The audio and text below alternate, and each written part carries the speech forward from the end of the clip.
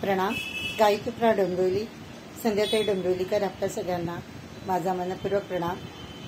गायत्री मंत्राने सुरुवात करूया. ओम भूर्भुवः स्वः तस्य वितुर्वरेण्यं भर्गो देवस्य धीमहि धियो यो नः प्रचोदयात्.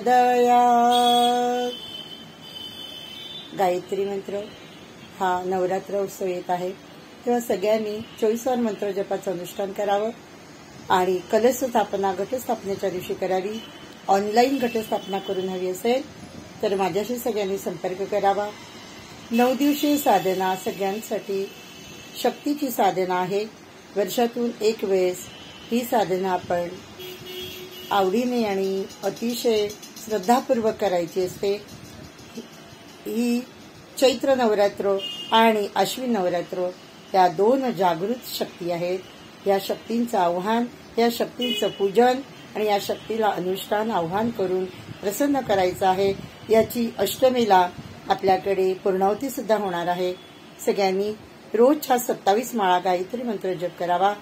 गायत्री मंत्र हा वेद मंत्र, विश्वमंत्र, महामंत्र गायत्री मंत्र आहे. तेव्हा सगळ्यांना माझं भव्य आमंत्रण आहे की सगळ्यांनी 9 दिवसामध्ये केंद्रामध्ये संध्याकाळी आरतीला हजर राहावं. सगळ्यांना भव्य आमंत्रण आहे. आपल्या इकडे गायत्री मातेची साधना अनुष्ठान केलं जातं. आपणही आपल्या घरी त्या दिवशी धान्य पेरून घटस्थापना करून अनुष्ठान करावं आणि या कार्याला सगळ्यांनी सहयोग करायचा आणि तुम्ही सुद्धा या साधनेचा लाभ घ्यायचा. मंत्रलेखन करायचं. मंत्रलेखन केल्यामुळे मन आणि मस्तिष्क याच्यावर त्याचा प्रभाव पडतो आणि आपले विचार चांगले होतात. आपल्याला ग्रह नक्षत्र ब्रह्मांड गणेरे सबगतिवान तुम्हारे प्रेरे. ग्रह नक्षत्रांची आईच माँ गायत्री माता आहे.